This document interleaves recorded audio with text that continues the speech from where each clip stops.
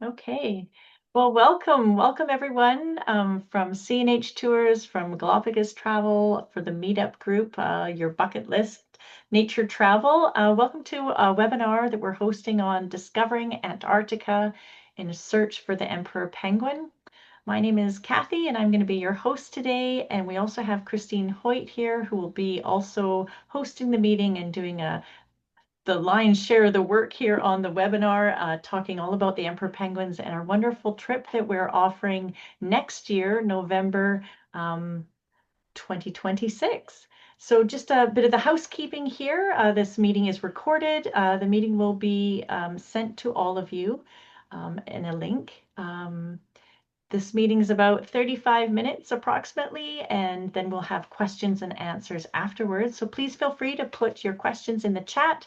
I'll monitor that, and then we'll also get to it at the end so we can have kind of open discussion, and we can hopefully cover any questions that you have about trips to Antarctica, or more in particular this trip here. I just want to introduce a little bit about the CNH Tours and Galapagos Travel. So some of you may be clients of one or the other in the past. They are now under the same ownership and management. So it's Heather and Mark. So Heather Blinkiron and Mark Patry are the owners. And myself, I work with I'm the Antarctica advisor, and Dana Walker is our polar expert. So she's working with Antarctica and the Arctic. Kelsey Bradley is helping with all the Galapagos travel. We do have a lot of other experts behind the scene that are helping us, but that's just sort of a core group of people that are here. So what makes CNH Tours and Galapagos Travel unique to any other tour operator? We like to feel that we're offering sort of the personal attention that travelers like to have, catering to your needs, and then also working with small travel groups. So trips that we're doing like this one, in search of the emperor penguin, we're only taking about 10 people together and going out on an expedition. They've also catered to finding, experts in the field at all these wonderful destinations. So some of the destinations, both those companies started off with Galapagos as their primary destination of travel. So Galapagos CNH Tours offers the natural history tour, photo tours, active Galapagos, so lots of options there for traveling. They also expanded out as Heather and Mark had traveled more, and their clients and guests have also mentioned, well, what about going to certain other places, or talking about experiences, or through Mark's work where he worked with UNESCO, traveling all over. They have expanded to offer tours to these other areas and destinations in the world. So, of course, polar regions. I'm going to assume that a lot of you are here because you're interested in the polar regions, so Antarctica or the Arctic. So, some things to think about. These are some of the trips that we're offering. So, in our Arctic region, the Great Polar Bear Migration actually is just that group's going out this October. They also have the Svalbard Archipelago, Iceland, Greenland, Newfoundland for next year.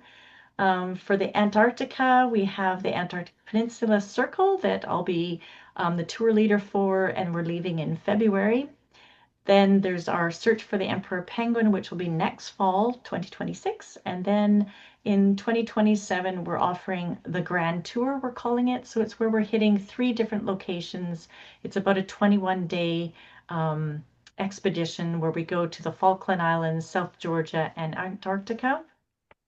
If you have any questions about those places, you can reach out to Dana or myself. Our emails are there. So some people may wonder, well, why go to the polar regions? These regions are extraordinary regions of the Earth. They're vast, they're remote, they're breathtakingly beautiful. They're home to unique ecosystems found nowhere else. Everywhere from polar bears roaming on Arctic ice and penguins thriving in the Antarctica Peninsula. These regions, they're critical for regulating the Earth's climate as a natural cooling system and influencing the weather patterns across the globe.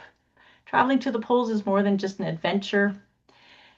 It It's a chance to witness these fragile environments at a front line of climate change. Experiencing these places firsthand fosters a deeper appreciation of their importance and the urgent need to protect them, while also offering travelers a rare opportunity to connect with the landscape and the wildlife that not few get to see. So the trip to the Emperor Penguins, in search of the Emperor Penguins, like I mentioned, it's leaving next year, November 24th to December 5th. And it will be accompanied as a group leader is, of course, Kristine Hoyt. And Kristine Hoyt is, of course, a tour leader. Their role is to sort of just help everyone. They're your contact if there's any concerns along the way. So they just make sure the trip runs really smooth. So they're your go-to person for that. So Kristine comes with a wealth of travel experience as well as a love and a passion for animals. She's a veterinarian for over 20 years. Um, 2 decades, yes. Dr. Hoyt owned and operated her own veterinarian hospital in Maine, USA. In 2011, she started volunteering in Africa on endangered species conservation efforts, continues to be active advocate for animal welfare. She collaborates with local animal rescue organizations, provides pro bono services to underserved communities internationally, and participates in educational initiatives, promotes responsible pet ownership. She's dedicated, extends to mentoring aspiring veterinarian professionals, fostering a new generation of compassionate caregivers, and representing Maine in the National Veterinarian Congress. A veteran traveler, excellent public speaker, Kristine regularly shares her discoveries with her community and wider group of friends. So I think there's actually quite a few here that are probably connected with Kristine. So thank you so much. So we're delighted that Kristine could put together this presentation and she's going to share it with us this evening. So off to you, over to you, I should say. Thank you so much, Kathy, for the very kind introduction. So, for those of you who know me or are about to know me, they often ask, why are you going back to Antarctica? You've already been there. You're always in a wanderlust to go somewhere new. And the reason is on this slide. I have had the joy of watching all these penguin species on this chart except the one, the emperor penguin. And that's because I went at the wrong time of year to see that one. And this trip goes at the right time of year to see the great emperor penguin. This is truly an expedition adventure. Unlike a trip to the Galapagos, where you are sure to see iguanas and boobies and tortoises, there's no guarantee of seeing the emperor. That being said, for the last 3 seasons, our ship has had a 100% success rate in seeing and visiting the colonies. It's also notable to mention that I've chosen specifically to go out on the second expedition of the season. Hopefully, all the kinks have been worked out in the first expedition at the beginning of November, and the crew will know right where the emperors are nesting for that year, and we can spend less time searching and more time with the colony. The thing to know about November too is that as you get into December, the weather starts getting better, the seas start getting quieter. So I'm also looking for a little quieter time for the seas. Although they can be rough and the Drake Passage, the cruise ships know where to find the little secluded spots, so that we get some very lovely calm days and calm locations. Rest assured that these ships, specifically ours, are built to handle any kind of weather that may come or any kind of ice that may come. This is our ship. It's a class 1A ice cutter. And it's designed to be very comfortable for us. Nice hotel rooms, 2 restaurants, a bar, a lecture hall. But the primary objective of this trip is wildlife viewing. There's no spa on this ship. There's no hot tub or place to get a massage. It's really for us to experience nature and provide that one with nature. It's a smaller ship in that it only holds about 108 passengers, and the plus of that is that we get more time on the peninsula and more time off the boat experiencing things. We're not waiting in line for 300 to 400 people trying to get off the boat. There are 24 experienced seamen who run the boat. There are 20 people who keep our hotel end of things going smoothly. And there are 8 expedition specialists that speak to us and their variety of expertise areas, such as cetaceans and birds. And there's also a doctor on board. So it gives you a little bit of a hint what's going on there. People often ask me what the temperature is going to be when we go. You know, they think, oh, it's going to be -10. But generally speaking, in late November, early December, you are going to be a little above 0 degrees Celsius or 32 degrees Fahrenheit. So, you know, in the range where you're mostly above freezing, and the sea is well, when the sun is out, it is incredibly warm. I actually wore shorts one day because I was so warm on the ship because that sun is really intense. It is, though, the most amazing time to have photographic opportunities. You've never seen brittle blue until you've seen the blue of the icebergs that you're going to experience.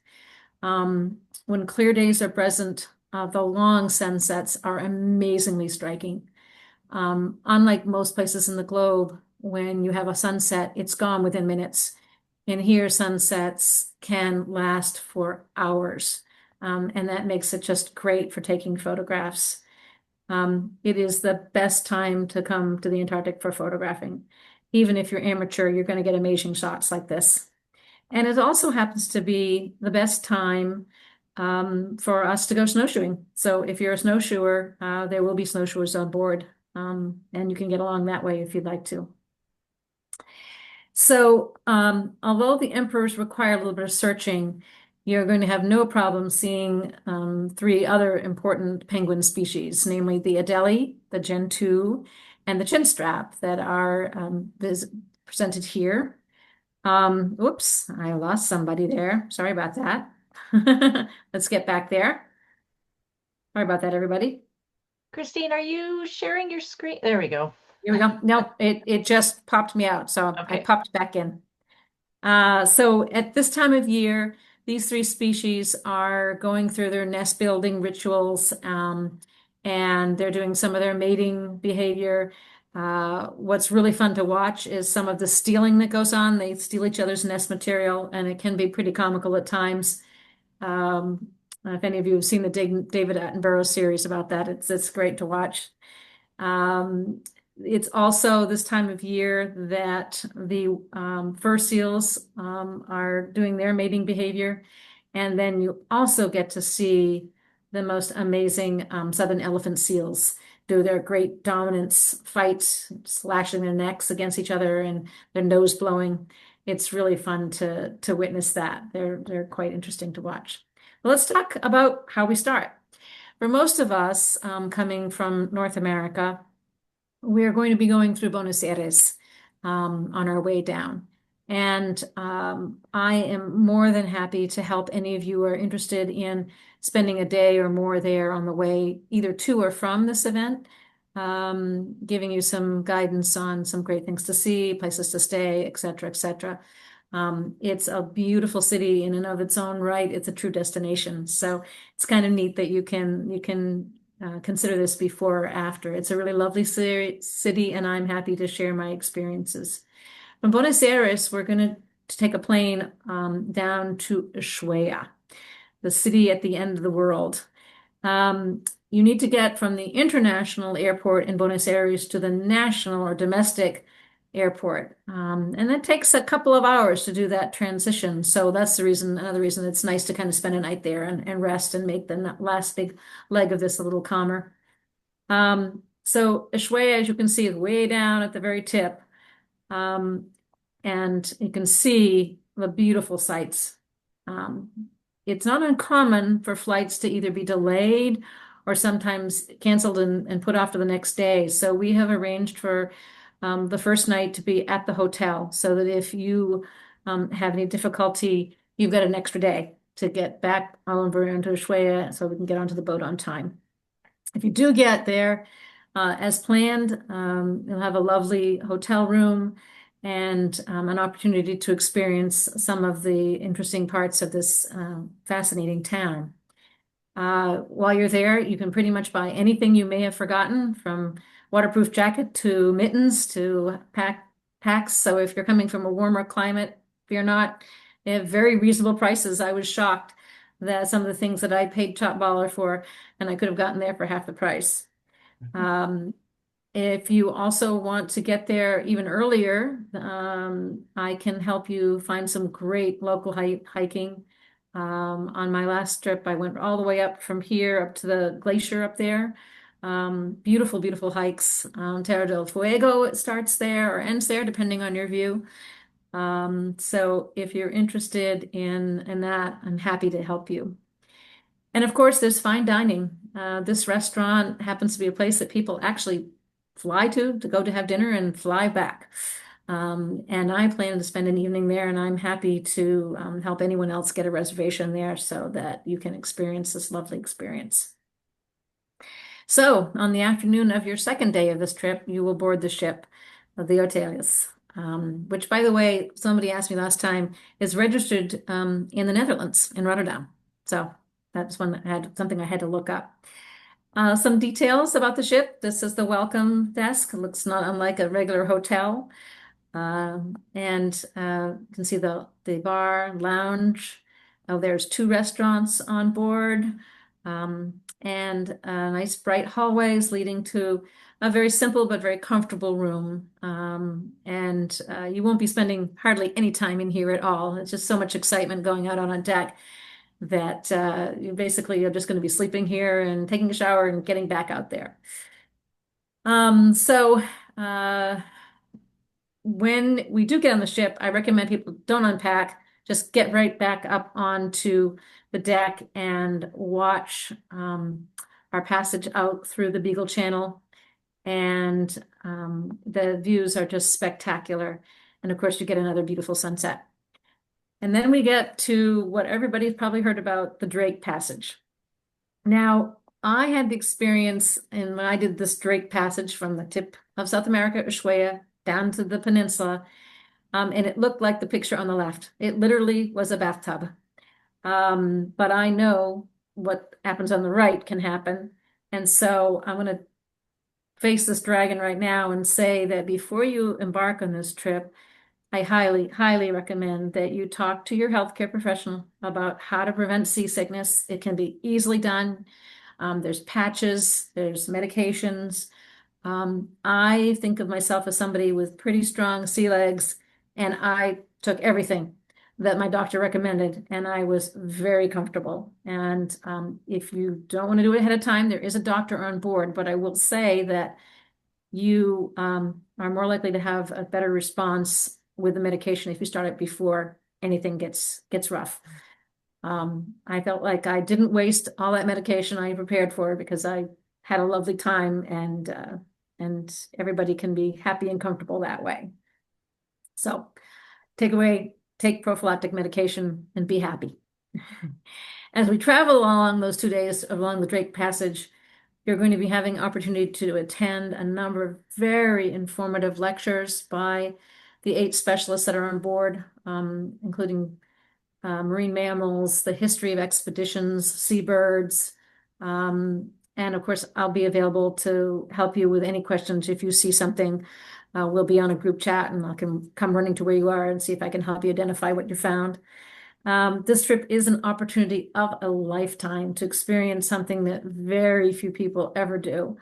And even of the many people who get to go to the Antarctic, you are going on a very small group of people that even get to see the inside of the Weddell Sea. Most times you're going to find me here on the bridge. It's warm, it's comfortable, great views, and I spend as much time as I can up here watching, and we're all welcome to be there. I had to laugh last time on the ship. At the beginning, I was only one of 3 or 4 of us up there, and by the end of the trip, there were many people up there. And the crew is really happy to have us there, and they'll shoo us out if they need to have quiet. But it's a great opportunity to have a great view and a nice warm spot. I'll have our little guide that I'll bring with us. I have this. This is really helpful for identifying the whales. And this is the kind of thing that you might get to see. This is a picture that I took on the last trip. It's really amazing, the citizens that you get to see on this adventure. And the beautiful albatross, for those of you who have seen the ones from the Galapagos, they're really gorgeous. And then I always have a little contest as to what date and time the first iceberg will be seen. And the winner of that contest gets bragging rights for the whole rest of the trip. So after 2 days of sea, we'll come first to the South Shetland Islands. You can see on the map there. And then around the top of the Antarctic Peninsula and into the Weddell Sea. And this is where the real adventure begins, especially in searching for the emperors. So I have a little movie here about what a typical day will be like.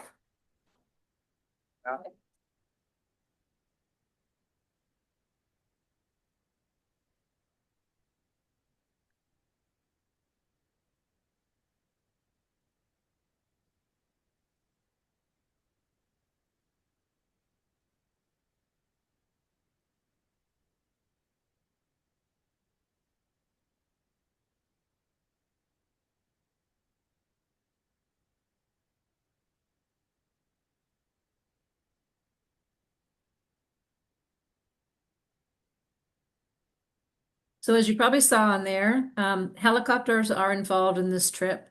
And so I just wanted to mention that they are fully approved by the Lord's Registry of Shipping. They are examined yearly by the European Safety Board, which has very strict regulations, much stricter than we have in the United States. I'm not sure about Canada. I can't speak for that. I'm sorry. And every passenger who participates is going to go through a mandatory briefing and go through a dry run. And if there's any questions about safety, we don't go up. So I want to have everybody feel as comfortable as they can about this opportunity. And this picture is of Snow Hill Island, which is where for the last 3 years the emperors have been. And as you can see, we're about 300 feet up from where the water is below. So that's what we basically have to do. It's not a long helicopter ride, it's just an up to get up onto the ice shelf. But I will say that Antarctic is an ever-shifting place. And so we may find that this year or next year, the emperors are not here, they're somewhere else. And that's why I've chosen to go on the second trip. So hopefully in the first trip, they found them. And we don't have to waste a lot of time searching. So there's also a list of other places that in the past they've been, and they're places that we'll go to visit as well, if necessary. First is Browns Bluff, which is on the northern tip of the north of the Antarctic. It's got sheer cliffs, incredible canyon walls, and a large colony of Adelie penguins live there. And we will be approaching that by Zodiac, not by helicopter. There's also the Argentina's Esperanza base, their scientific base. We'll hopefully get to visit them as well. It's a research station, and there's a large Adelie penguin population there. And then Deuce Bay is one of those places which I've been fascinated about. They say that it looks like a rainbow from the water, where all the lichen and all the rocks. And of course, more Adelie penguins. Now, as we come back around the Antarctic Peninsula after spending about 5 days in that area, we're going to go to my favorite island, namely Deception Bay. It's one of my favorite places on all of Antarctica. In most cases, we will be able to land there. You can explore, walk around. And I don't want to say too much about it because it is such a special place that I think it needs to be experienced as a novice to really enjoy it. So after that, we will head back along the Drake Passage, traveling back the way we came. Now you're going to be experts at spotting many of the whales and seabirds that you've learned about. And it's a great time to connect with other travelers, share photos. I took the one on the right. Somebody else I know took the one on the left, and we shared pictures. It's a perfect time to do storytelling about the adventures you had in the Antarctic, what amazing sights you've seen. And upon returning to Ushuaia, we will take you back to the airport and send you on your way back. I want to just give you a little video of what I hope will be our typical adventure. Kristine, can you just pause that? Sorry, you need to share your sound.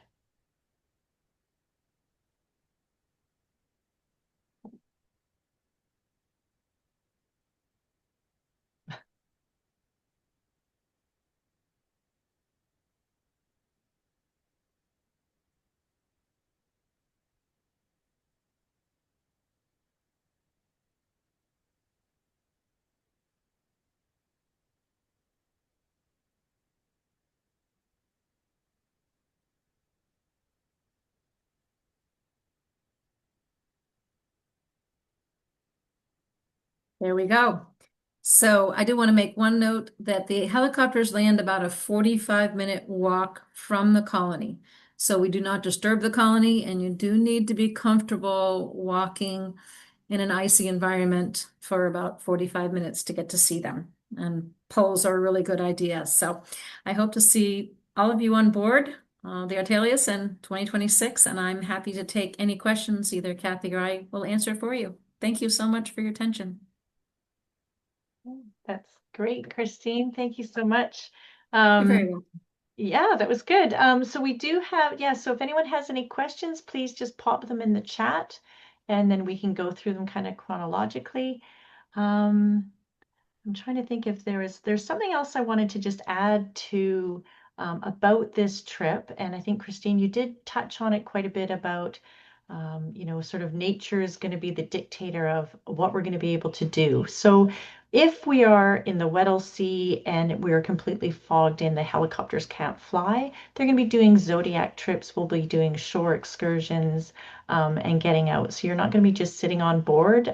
They'll make very good use of our time when you're there for sure. Um, I don't know if we need to get into sort of details about actually sort of costs or anything like that. So CNH Tours, we've sort of blocked off rooms. They're the twin window rooms, which I think Kristine had a picture of that. And the rate that we have for those are, oops, I just lost it. 15, sorry, between 15,900 US. And again, And if that anyone, includes the hotel room too. yes, and that includes the hotel room, yes. Mhm. So that is Mhm. that Yeah. one extra night in Ushuaia. And if people are traveling single, and you're willing to share with another same gender person, we can accommodate that. So you will pay that shared price. And then we try to match you up with the same gender person.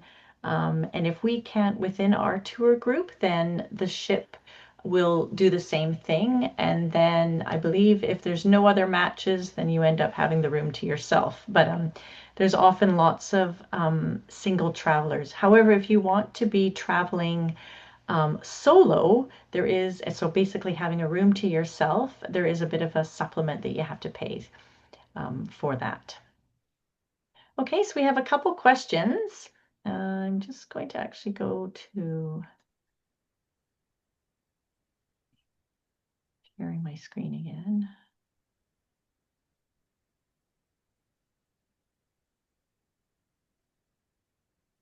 Um,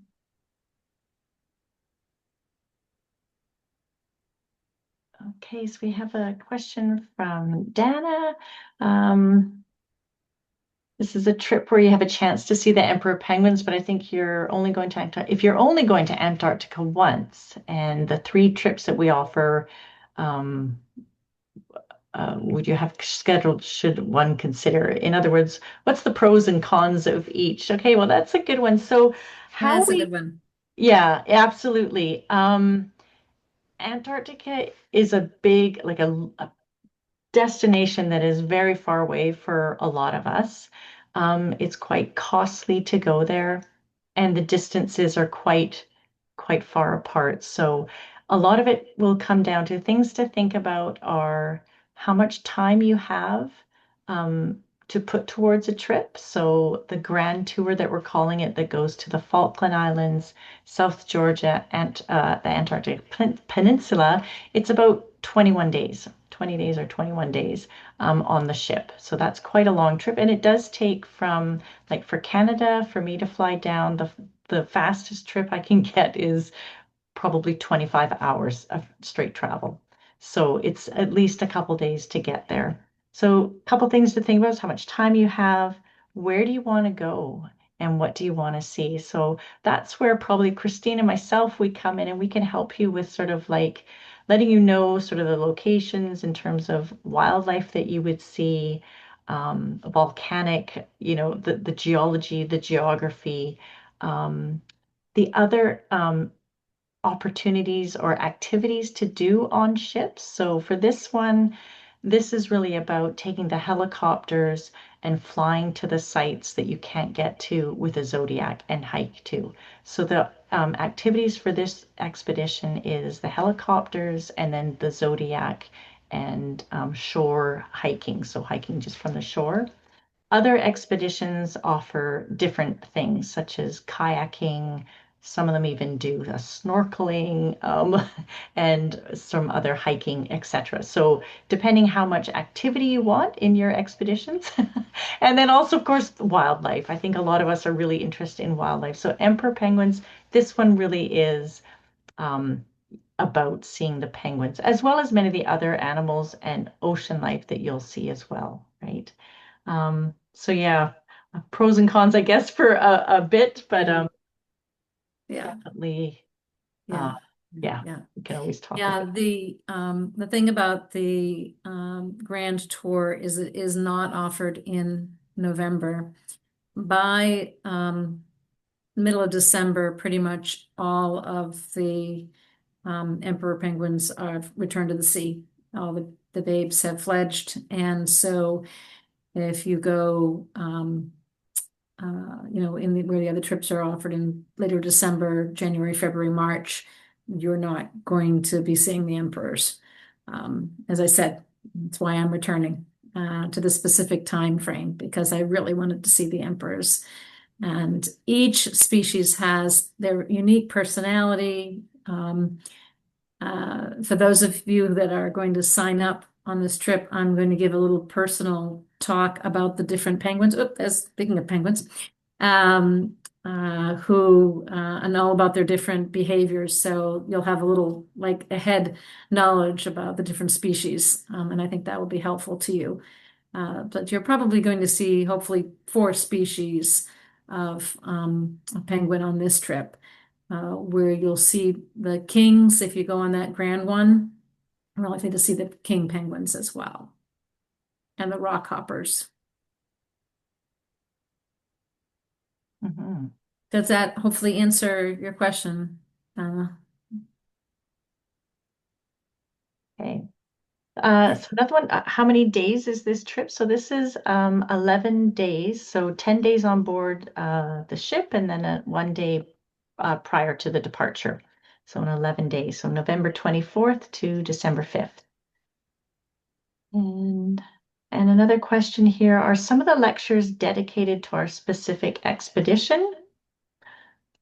Kristine, do you want to answer that one or would you like me to? Sure. If you're talking about previous expeditions, for example, some of the history of the different people who've been to the Antarctic and who actually got to the pole, if you're speaking about trips out to specific locations, for example, Deuce Bay, yes, we'll have a lecture on Deuce Bay. Most of the people are naturalists, so they'll be speaking about whales, seabirds, and other wildlife, the seals, etc. So hopefully that answers your question. I'm not sure definition of expedition, which way you were talking about. Hmm. Yeah, But so definitely they're going to be talking about the next day's sort of sites that right, you we're will get a going to. briefing each day Yeah, about exactly what's going to happen. Yep. yeah. So Yep. that's always Yep. really great. And we have guides that are out with us on every sort of as they break off into groups, because obviously going in the helicopters, you're going to be maybe four at a time, four or five. I'm not sure the size of the helicopters.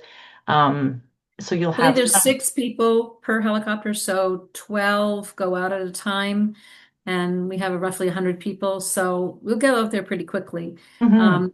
The other ship that does this trip has 300 to 400 people and one helicopter, so that's why I chose this one. Well, Mhm. for other reasons too. The other Yeah. one is a different bed, a lot more spa services.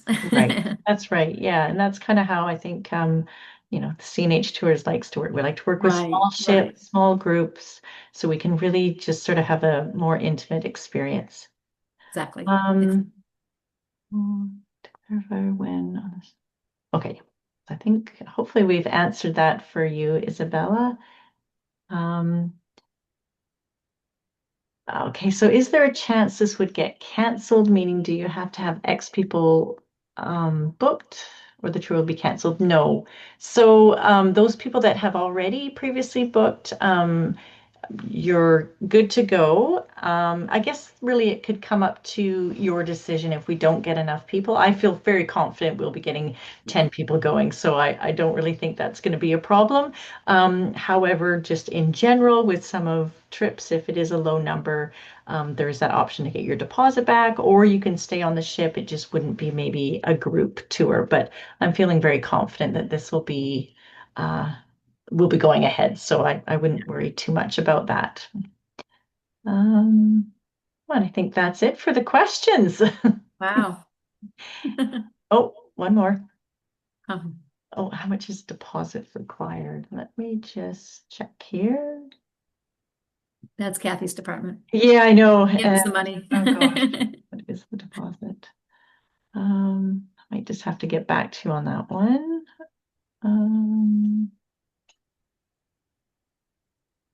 It's funny because usually it says it right on their website.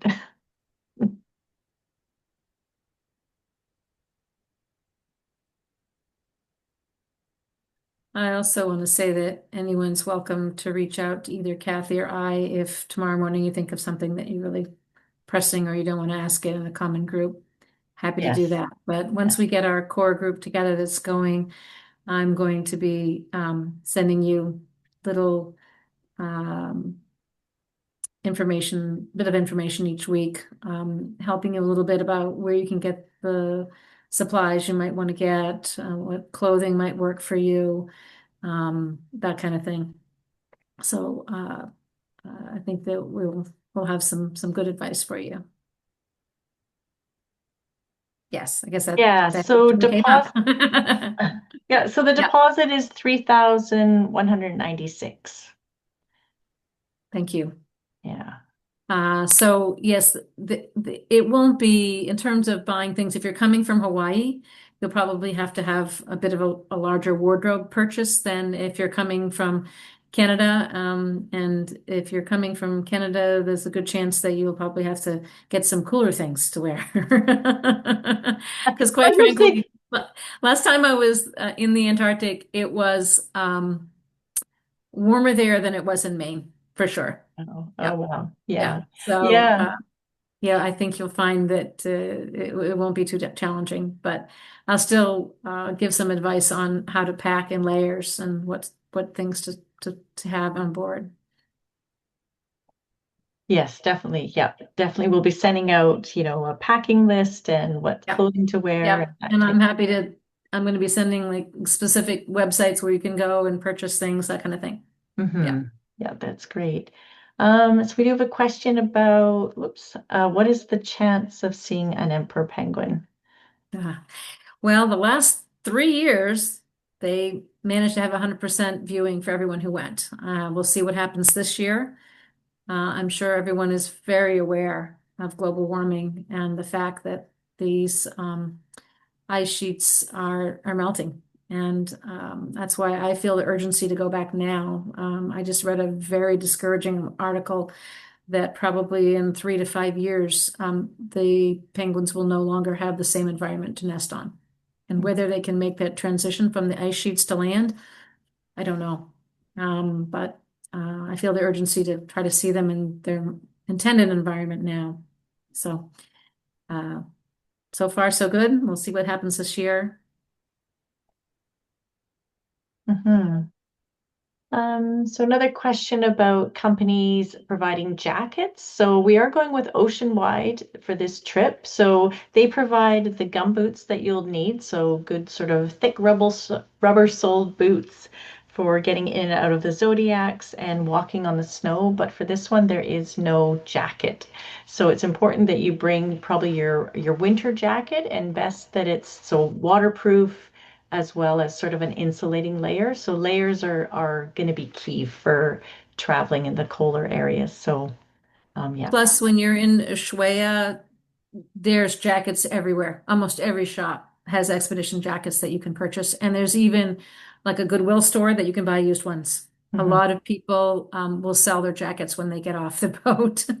If you are going back to Hawaii, you can sell everything you have brought with you. Yeah. And I think there's even a rental place as well. There is a rental place. Ushuaia. Yes, you're Yeah, so absolutely you correct. could Actually, rent. there's a few rental places if you don't want to purchase anything like that and you just want to rent them. Hmm. Yep. Yep. Yeah, so that's Absolutely. always an option. Absolutely. And especially if you are doing other traveling before or after this trip and you don't need, a big heavy winter coat, that's an option just to either rent it or something different like that. So that can help. So we did have a question about travel insurance, cost of travel insurance. So traveling with CNH Tours, we are part of the TICO, so that's a travel industry. I forget what the C stands for Ontario, and with that being part of that organization, we do have a $200,000 emergency evacuation insurance that all of our guests are covered with.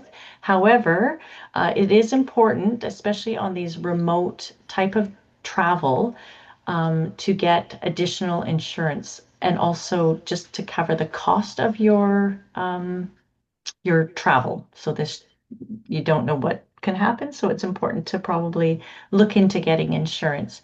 On our website, we have links to, we call it Travel Insurance 101, so you can have a look through that, and it kind of describes the difference of, emergency evacuation insurance, medical insurance, travel insurance, all those kind of definitions and stuff. So might be good to kind of take a peek at that too. But to give you a rough idea, you're probably looking at something around $700 to $800 for this trip. That's very likely the range you'll be in. Insurance companies base it on your age, on where you live. There's all these other factors, so we can't give you a direct answer. Mhm. But I will give more guidance to those people who do book, specifically some of the places that I have purchased travel insurance for this trip. Yeah, good. So I'm just gonna pull over here. Um, oh, maybe you can't quite see that. So this is CNH Tours website and the Emperor Penguin page. So on the right-hand side here, there's lots of information and there's terms, conditions, and insurance. So it does kind of talk about sort of some of the insurance that you might need and all that information there. So it's got all lots of things that we've just covered today, but it's all nice to have it all in one spot.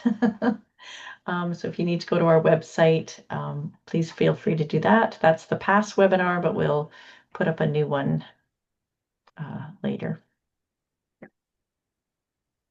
And were there any other questions? Oh, so another question about assuming we aren't supposed to approach penguins, but how close can we get? So, avian flu. Do we bring it up? Yes, we do. So, all the operators, tour operators in the Antarctica are part of IOTA. So it's a governing, not a governing, but it's a association that all the tour operators are a part of. So they're all, we all want to protect the natural environment, including the wildlife.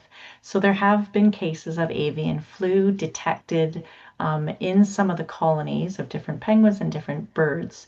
So with that, they don't want things to spread. So they do have, and I'd have to double check what it is this year, if it's at a 15 feet or something about that range of staying away from wildlife. So one, we don't approach wildlife, but we shouldn't be doing that anyway. But we try to keep a distance of at least 15. So how it works with the expeditions is there'll actually be a guide will go out prior to any guests going to shore. So they go to shore and they just check out to make sure everything is okay.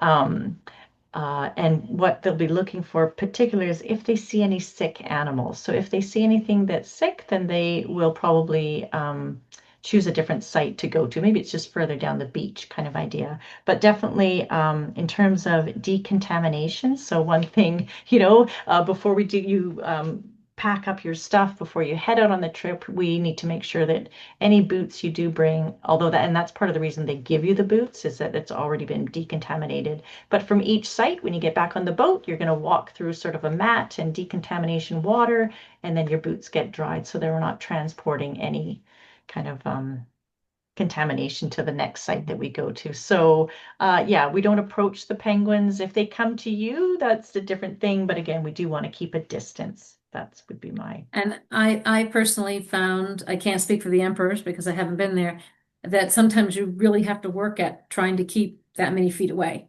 Sometimes they come running right up to you. I mean, just like, no, I'm not supposed to be that close to you. But it's kind of funny to see the penguins running after people. Yeah, I exactly. don't know which one's funnier to watch, but I know I slept out one night on the peninsula and was using the bucket facility, and this penguin popped right up in front of me. I could not get out of the way. So uh, they can be very amusing. But I think that the sick ones will generally not be that forward anyway. That anybody sick would be Yeah. trying to hide and get away. So I don't think Mhm. we have to worry about that. Mhm. Okay. Yeah. Thank you, Kathy. Thank you, Yeah. everyone, for coming. I really hope that I've piqued your interest, and I'm really looking forward to sharing my joy and love for this trip with anyone who'd like to come along.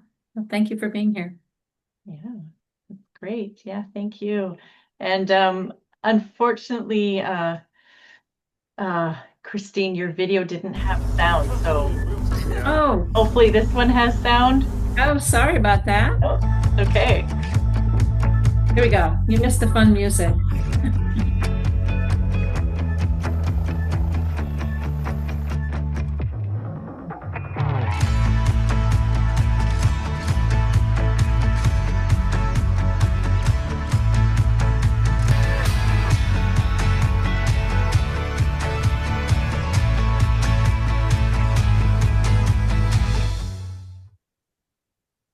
There we go.